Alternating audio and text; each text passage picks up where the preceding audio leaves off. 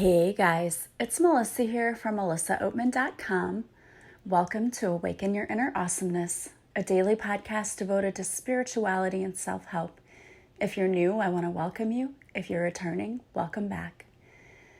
So today, as I am recording this podcast, we are off for Veterans Day, and I am sitting here watching the snowfall. And although you will hear me gripe about cold weather and winter, I do have to say that there is something magical about sitting inside a warm house and watching the big snowflakes fall down. And it's a really beautiful snow too. It's like the flakes are huge. So I'm enjoying sitting here, having a warm cup of coffee and watching it snow as I record this. So I hope that you're having at least that much of a magical day as you listen to this. So today I want to talk to you about forgiving yourself for your past mistakes. Now, I told you that a listener had reached out to me a few weeks ago and talked to me about how she thought I needed to be more authentic, which I told you I agree with her, that is a process for me. And part of the reason that I hadn't totally told my whole entire story was because of my kids. And I wanted to protect my kids because, not that they listen to it, obviously they don't listen to my podcast, they don't care about my podcast. But you know, if other people heard it and got back to them, and I just wanted to protect them.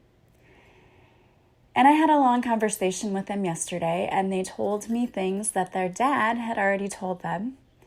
And it turns out that their dad had been telling them horrible things about me for years, which I kind of already knew, but that was confirmation. So I just sort of opened up with them, and I came to the conclusion that if I can be open and honest with my kids, then I need to be open and honest with my listeners as well, because they were the people that I was trying to protect and who I was worried about, and now they already know everything, so it's okay. So I want to be very open and honest with you that there are a lot of things in my past that I've had to forgive myself for. I've always tried and strived to be a good person, but I am human, and there have been times in my life when I've fallen short of that. One of those times was at the end of my marriage. It was a horrible time for me, but I didn't just leave my marriage. I didn't just suddenly get the strength to get up and leave. That isn't even what happened. What happened for me was that I met someone else, and this person also was in another relationship, and it was completely wrong. But at the time, I did not see that. At the time, this person was telling me how wonderful and amazing I was, and I had someone at home telling me that I was a horrible person and that I should just never wake up. So I felt a spark, a light that hadn't been there in a long time. And though this did not last long, and it wasn't something that broke up this other person's relationship, they still stayed together, this was something that was out of character for me. But I knew now, looking back, it was something that had to happen, because had it not, or something similar to that not, I probably would not be here today. And I don't say that to justify anything. I'm just saying I had such crippling depression. It literally took all the strength I had to get out of bed every morning. And people who are listening, you know, people will judge you for whatever. They judge you anyway. And they would say things like, you know, you have your kids, isn't that enough?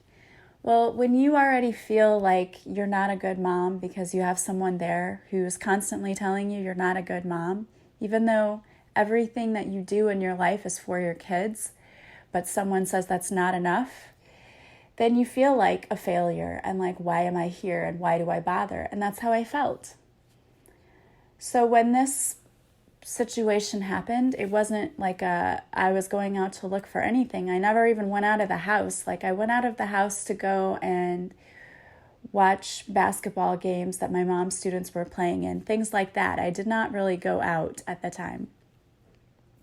So this was just someone that was in an inner circle, and it started out as a friendship. That then led to more. But again, it did not last. And the point of this was that for a lot of years, I carried a lot of guilt over this.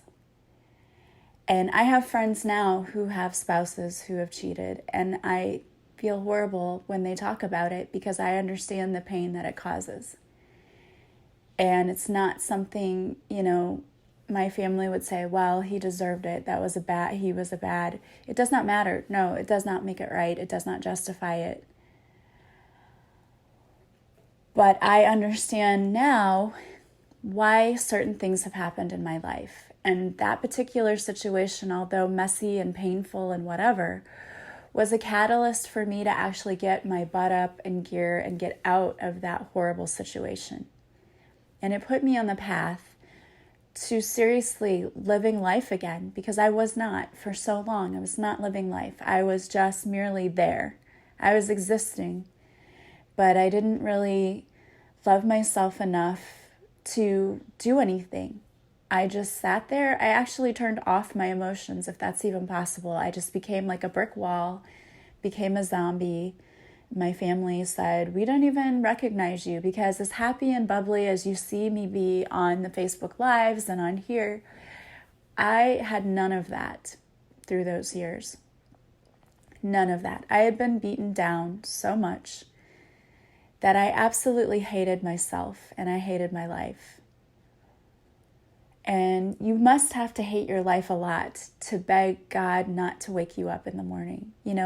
Please let this be the day that I go to sleep and that's it for me.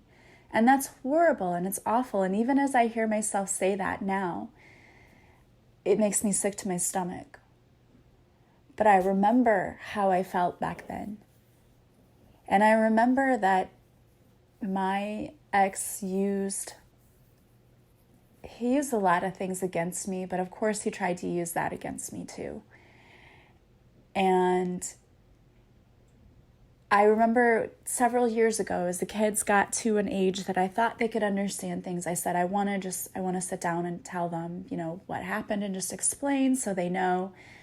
And he begged me not to do that. He said, no, because that would be embarrassing for me and please don't do it. And then he ended up telling them anyway. Like, he probably had already told them at that point, but he told them he was telling them to use it as leverage against me. And it's amazing when you see what happens to people when they no longer have power over you.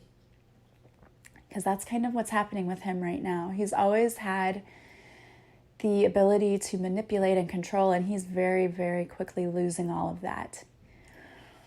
And it's quite interesting to see. But the reason that I bring this up is, number one, I know there are probably people out there who've been through similar situations. Number two, it's to own up to who I really am. And I'm not what happened to me. That doesn't define me. But it was a part of my history, and it was something that happened. And I had to come to terms with that. I had to make peace with other people in that situation, and I did. I stepped up and said I'm sorry to those involved. But the thing is, I can't feel bad and guilty about that for the rest of my life, because that's not anything that's going to help me. It's not an emotion that's going to help. Now, I didn't have to physically go to the person and ask for forgiveness in order to ask for forgiveness. You may feel like you want to do that, and that's amazing. If you're a strong enough person and you want to do that, that's great. Believe it or not, people like to hear I'm sorry. But if you don't even feel like you can do that, you can still ask for forgiveness, and you can forgive yourself, and you can forgive the situation. And I talked about using that radical forgiveness sheet. It's amazing. It helps so much. But the thing is, some people want to punish themselves forever, and they don't really see what the situation was all about. Things don't happen for no reason. This didn't happen for no reason. I had something to learn. I had to learn that I didn't love myself. I kind of knew that, but I wasn't doing anything about it. And this made me sit up and go, you know what? I could live a happy life if I got out of this. If I left and I stood on my own 2 feet and I started taking my power back, I could still live a happy life. So I will be forever grateful that I did that I decided to get out of that toxic situation. Because it was very painful. And it was a hard thing to do because I was very scared. It's scary to live with someone who knows how to manipulate you to the point that you don't even want to live anymore. Like, that's terrible. And I would never wish that situation on anyone. So if you're in a situation like that right now, please consider getting out. And you may need help. For me, help came in a form that really, I wasn't expecting, and not necessarily the way I would have wanted that to go down. But help can come to you in many forms. It can come in the form of a mentor, of a guide who can help you figure out how to get your finances in order, how to get yourself together, how to get out. When you're in a relationship with someone like that, they work really hard at manipulating you into staying. And there's many reasons, many ways they can do that. They can do that through debt. They can control you with finances. They can cause so much debt in your life that you feel like you can't get out, because if you leave, you're going to take all this debt with you and that you have nothing. That's one way they can control you. Another way is through guilt. I will tell you, you're going to harm our children. You've got to be here for our children. Or what my ex would always say is, I'm going to kill myself. That's what he would tell me. If you do this, I'm going to kill myself. And it wasn't until I had a phone conversation with my dad, and my dad said, well, if he kills himself, that's not your fault. It isn't because of you that he did it, but he's not going to do it. He's just telling you that he's going to manipulate you. But if you really, if he thinks he's going to do that, that's not your fault. And you just need to say to him, I'm sorry that you feel that way, but that's not on me, that's you. If you feel like you have to do that, that's your decision. And that seems harsh and cold and cruel, but you know what? I said that to him, and did he kill himself? No. He was doing exactly what my dad said, which was manipulating me. He would cry. He could cry on the drop of a hat. He could just cry at any time. And that was a way to manipulate me, especially being an empath. I would feel bad. So people can control you in many ways, and you have to do what's best for you. The problem is, as empaths, as people pleasers, many of us, we stay in situations, we do things because we worry about how it's going to affect our partner or the other person. And the thing is, we can't think about that. You have to be selfish sometimes. That's not a popular thing, but you have to be selfish sometimes. And if you have an ex like I do, I was worried that he was going to paint me as a certain, in a certain light to my kids. And you know what? He did. He tried. He did. And for a few years, relationship with my kids was a little strained because he was saying things to them and I had no idea. But they always see the truth. And they did see the truth. So you cannot allow someone else to make you feel anything. You have to do things because you want to. And this doesn't just go with romantic relationships. This could be family relationships. You might have family members who constantly try to manipulate you or guilt you into doing things or feeling things or saying things. And you know what? No, that's not okay. They don't get to control you. Only you control you. So if people are asking you to do things that you don't want to do, if it doesn't feel right to you, you have to stand up for yourself and speak your truth and say no and set your healthy boundaries. People do not get to decide what's best for you. Only you decide that. And you have to feel okay about that. I know you're going to feel guilt. I know you are, because I know the type of people you are. You're kind, you're good-hearted, and you want to please everyone. I was you, but you have to get to a point where you love yourself so much that you don't care about other people. And I'm not saying that you're mean. I'm just saying you put your own needs before everyone else. It's time you start doing that. And it's time that you start forgiving yourself for any of the past mistakes that you made, whether you made a mistake like I did, or whether you treated someone poorly, whatever you did, that you're still carrying around with you. The universe is saying you need to let it go. Being a martyr and trying to, make yourself feel horrible, what do you think that's accomplishing? Like, what good is that doing? It's not doing anything. It's not changing your life for the better. It's making you feel bad.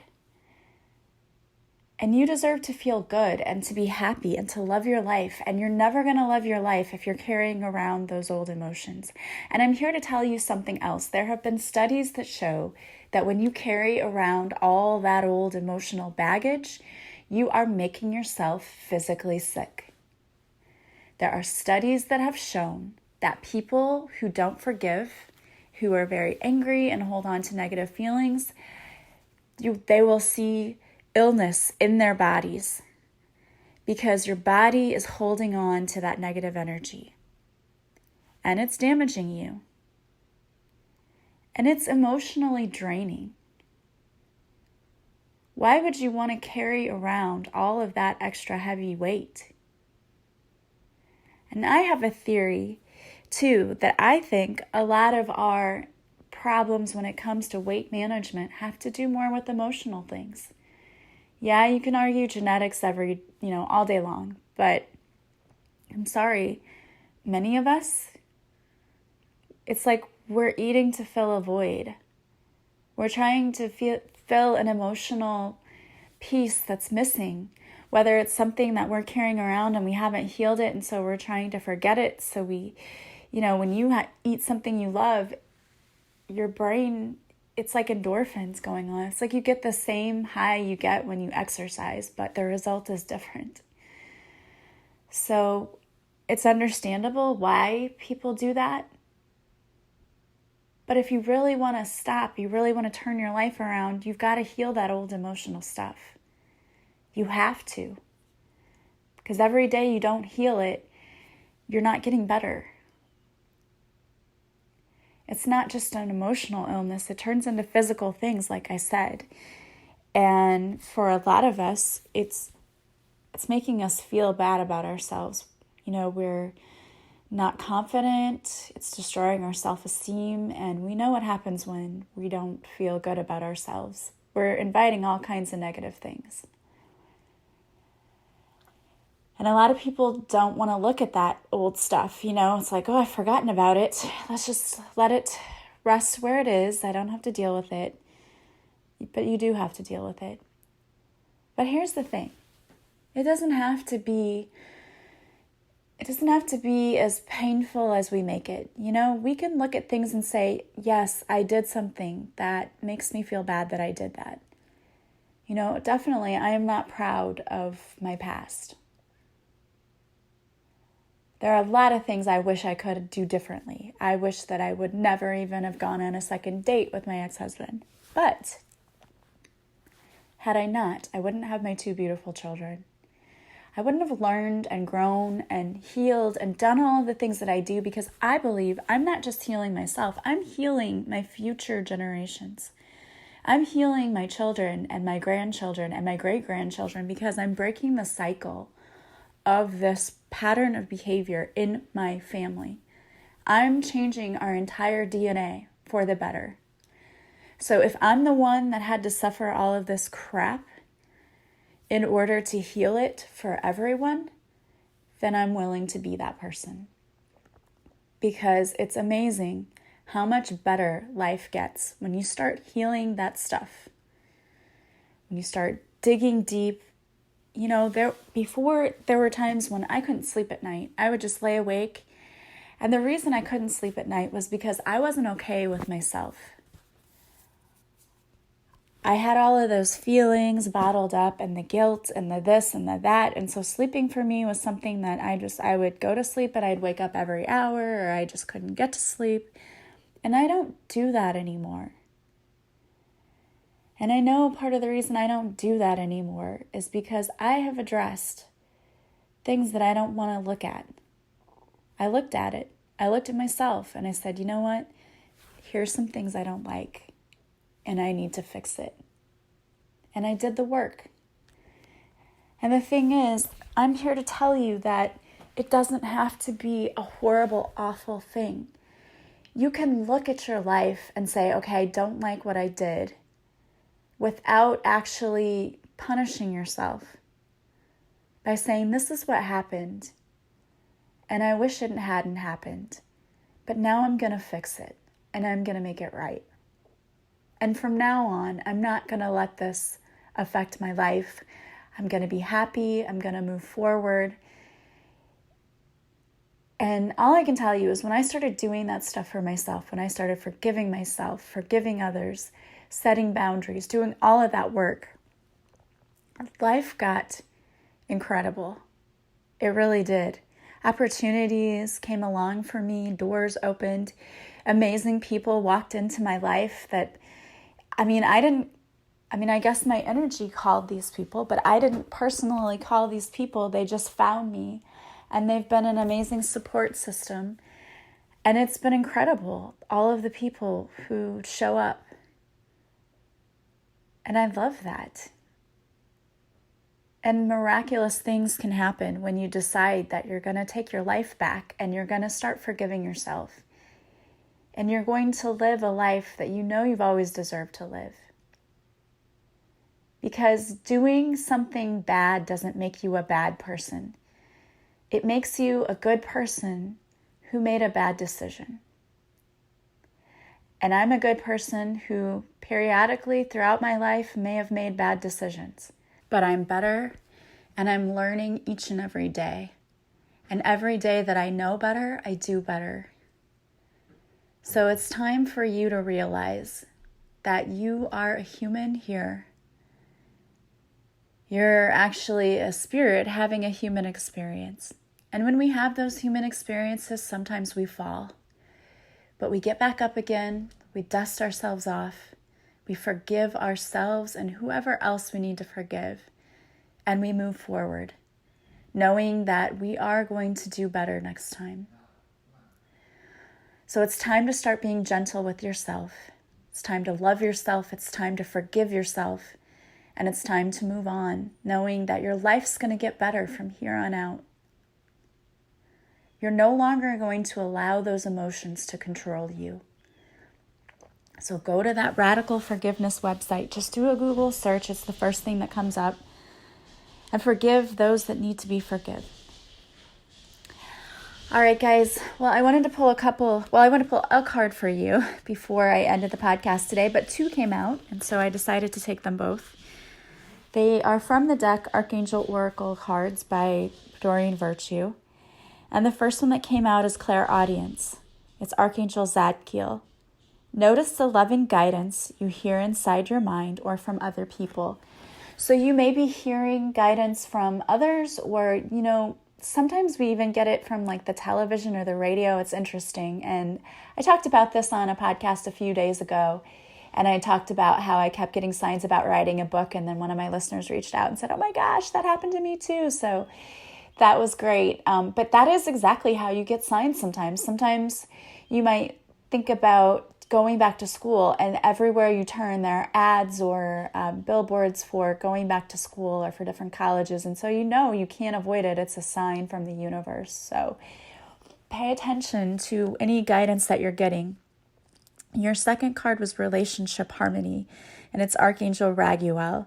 We angels are opening the hearts of everyone involved. Arguments and conflicts are now being resolved. So if you're having difficulty in a relationship, there are too many times I think that when we have problems in our relationship, we try to solve it ourselves and we want to try to control everything. And sometimes the simplest thing we can do is just take a breath and ask our team for help. If you're having communication issues with someone, just call on Archangel Raguel or Archangel Gabriel and, ask that the communication open up and lines of communication are better and that your partner hears you with the intention that you mean, your words are heard with the correct intention and that they're heard through love and not fear.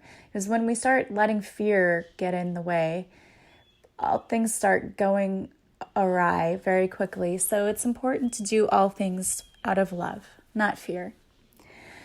All right, guys. Well, I hope you have a beautiful day.